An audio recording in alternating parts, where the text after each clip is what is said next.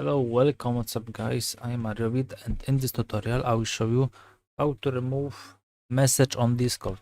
I will show you step by step how to do it, so you may leave like and subscribe, share to others, write a comment and let's go. So first what you need to do is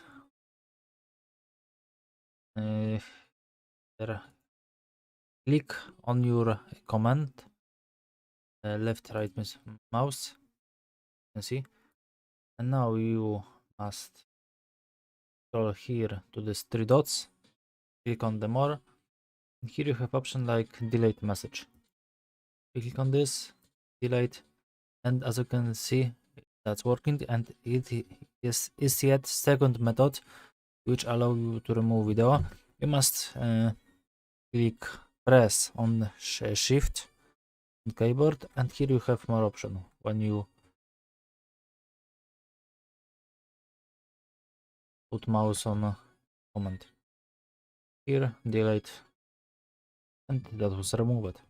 Okay, as you can see working. So that's all. Thanks for watching. You may leave like and subscribe. Bye bye and see you next time. Thanks.